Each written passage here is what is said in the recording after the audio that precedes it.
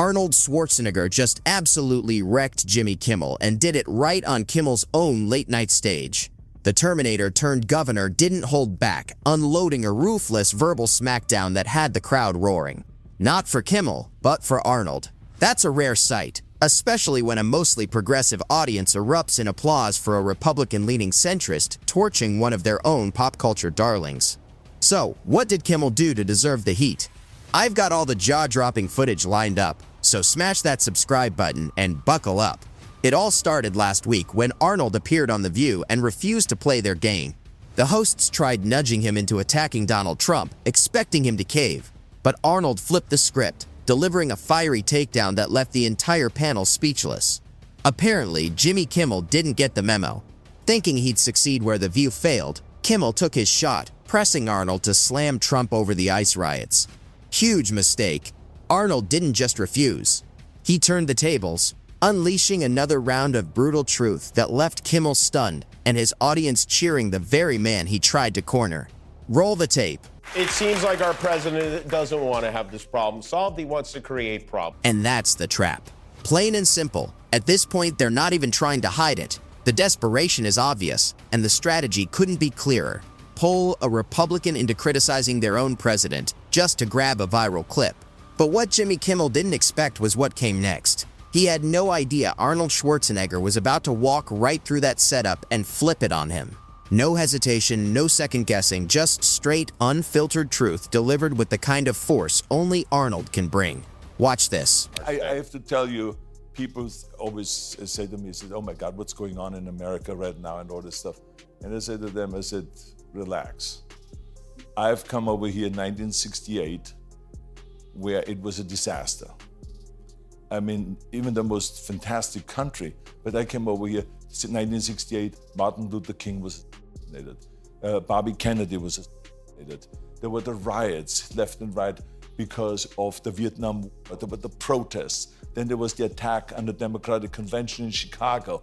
And then after that, there was Watergate. And the thing went on and on and on where people said, what is going on in America? And we got out of that mess. So America will always get out of this mess. When we will get out of this, believe me, this will be solved, this issue.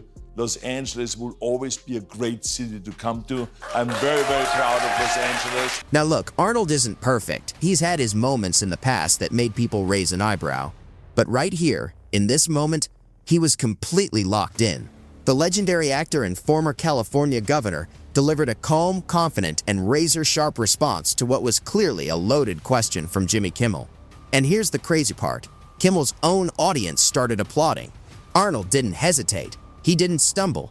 He saw the setup coming from a mile away and handled it like a pro.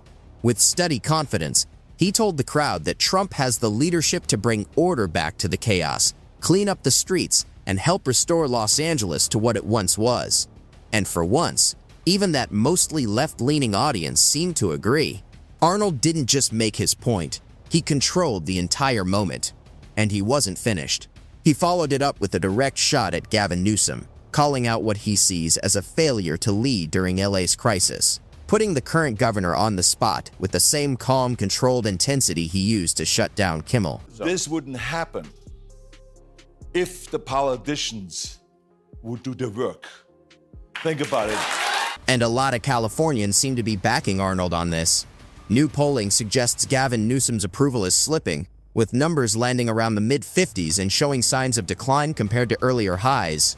That's not just background noise, that's a warning sign. A clear signal that frustration is building. Many voters are growing tired of what they see as weak responses to ongoing issues, from economic pressure to public safety concerns. Some even feel like the focus has shifted away from fixing problems at home and more toward building a national profile. Businesses are struggling, costs keep climbing, and for a lot of people, it feels like real solutions just aren't coming fast enough. Patience is wearing thin. People aren't looking for polished speeches anymore. They want action. They want results. And that's exactly why Arnold's message is starting to hit harder. It's direct, it's blunt, and to many, it feels real. No fluff, no overthinking, just straight talk that cuts through the noise and connects with people who've had enough. And just when it seemed like he'd made his point, Arnold stepped it up again. this time turning his focus toward the legacy media. I think that what you're referring to is, of course, the protests that are going on everything in LA. that's going on. I totally agree with you, by the way, Jimmy, because they make it out to like it is a war zone, the whole Los Angeles, the whole city or the county. And the fact of the matter is, it's maybe like 0.001% of the area of Los Angeles has problems, and there's a protest. Yeah. And so I think that this is important for people to know, because I don't want all of a sudden tourism to suffer in Los Angeles because what they see on television, because the media sometimes shows it as if the whole Los Angeles is a big zone, which isn't really the case. And that's exactly what legacy media does best. Blow stories out of proportion, reshape the narrative, and turn it into a spectacle where Donald Trump ends up cast as the villain every single time. The headlines, the dramatic clips, the perfectly framed shots, it starts to feel less like journalism and more like a performance. But here's what they're not seeing, and what Arnold pointed out so clearly. When they sensationalize events like the ICE protests, they're not just going after Trump, they're hurting their own cities in the process. Labeling Los Angeles like it's some kind of disaster zone might drive clicks, but it also pushes away tourists, investors, and everyday families who bring energy and money into the local economy. That kind of fear-driven coverage doesn't just fade away, it sticks. And over time, it chips away at the city's image and its future. Arnold called it out with sharp clarity and zero hesitation. He made it clear that if people truly care about where the city is headed, they need to stop turning everything into a media weapon and start focusing on real solutions. And just when it felt like things couldn't escalate any further, Arnold shifted his focus once again, this time aiming straight at the politicians themselves. I just get very frustrated because we send those politicians to Washington to solve the problems. In all their eyes, instead of public servants, they're party servants. And I think this is really the bad thing about it, So it's just I think there should be public servants. I'm sure there's a huge amount of truth to that. Arnold keeps dropping one truth bomb after another, and the audience can't help but react to the raw honesty coming from him. No filter, no spin, just direct, straight talk that people have been missing for a long time. He's not playing political games, he's saying exactly what he believes, and it's landing in a way most politicians never manage to pull off. Meanwhile, the people actually in power seem focused on one thing: winning the next election. They run on promises to serve the public, but once they're in office, the focus shifts to party agendas and public image. Just look at Gavin Newsom. At a time when California was dealing with major challenges, from wildfires to unrest, critics argue the response didn't match the moment. Instead of stepping in to restore order during the ICE protests, some believe the situation was allowed to spiral, with political calculations taking priority over immediate action. And the ones who felt the impact weren't politicians, it was everyday people. Families, small business owners, and workers just trying to stay afloat. Arnold didn't hold back calling it out. And for a lot of people watching, it felt like someone was finally saying what they'd been thinking all along. And I think probably Donald Trump doesn't want you to be trusted, because I don't think Donald Trump likes you very much, to be honest. True? Yeah. So, but I think the nature of the media is to show where, there's some guys robbing or looting a medical marijuana store, and then there's, a few Waymos on fire, and to put that together in a montage and make it seem like all hell is breaking loose here. Kimmel, clearly frustrated that he couldn't box Arnold into a corner with his usual approach, went for one last shot. Looking for a viral moment, he tried to stir things up by suggesting that Trump doesn't even like Arnold. A classic bait move meant to create tension and push Arnold into firing back on live TV. But Arnold saw it coming from a mile away. Calm, composed, and completely in control, he didn't just avoid the trap, he flipped it. Instead of taking the bait, he turned it into a moment that shifted the entire tone of a conversation. With steady confidence, he broke down the setup and redirected the focus, pointing out how these kinds of cheap shots and manufactured conflicts only drag the conversation down. It wasn't just a dodge, it was a clean, precise takedown of the whole setup. The audience reacted instantly. Kimmel looked thrown off. And once again, Arnold came out looking like the most composed person in the room. But there's another moment you've got to see. Arnold sidestepping yet another one of Kimmel's setups. Watch this. Is that the case here in Los Angeles right now? No, well, first of all, let's just be honest. The whole thing has to do with the deportation.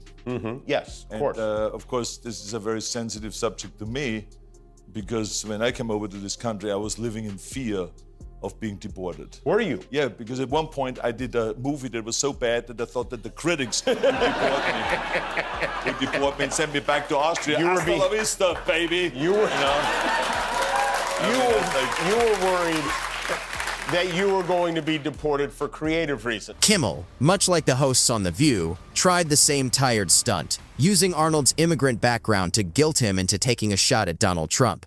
It's an old play straight out of the woke handbook. Weaponize identity, play the emotional card, and hope the guest cracks under pressure. But Arnold didn't flinch.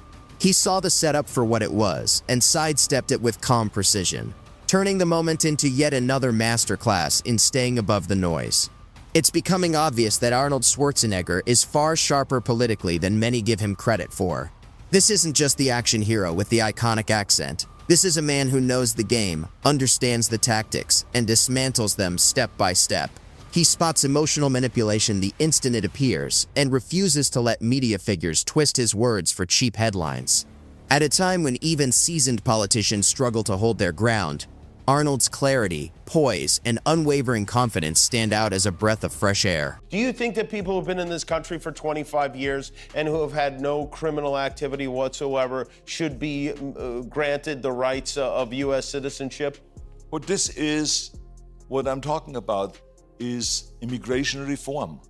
A comprehensive immigration reform will address all of Would those include issues. that. Yes, and also we would then be able to hand out more visas, temporary working permits, permanent working permits, the green card, and all citizenship, and all of those things. And we would know who comes into the United States rather than not knowing and having so many people here that we don't even know who they are and what kind of criminal activities they are participating in and all this. So it's a shame, the whole thing, because we have a country that needs workers, and when you look at south of the border, they want to work. Did you catch that moment of complete silence in the audience? It was deafening.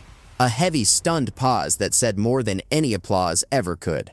This wasn't just quiet, it was the sound of a nerve being struck so deep, people didn't even know how to react. Arnold didn't shout. He didn't grandstand. He simply spoke the truth, calm, clear, and unflinching. And here's the truth most people won't say out loud. Every person in a country should be documented. That's not xenophobia. It's basic national security. It's common sense. A nation can only function if it knows who is inside its borders, why they're there, and what they're doing. Anyone who enters illegally or overstays a visa has broken the law, and like any lawbreaker, there should be consequences. Arnold wasn't being cruel, he was being straightforward. And that stunned silence? That was the sound of people hearing honesty for the first time in a long time. From The View to Jimmy Kimmel's stage, Arnold didn't just survive a full-on media ambush, he dismantled it. He exposed the traps, sidestepped the emotional manipulation, and spoke truths the legacy media would rather bury. He called out the hypocrisy, defended law and order, and reminded everyone watching that true leadership isn't about applause, it's about having the courage to speak uncomfortable truths. In a world drowning in spin and performative outrage, Arnold's unfiltered honesty was a breath of fresh air. And judging by the stunned reactions, it landed harder than anyone expected.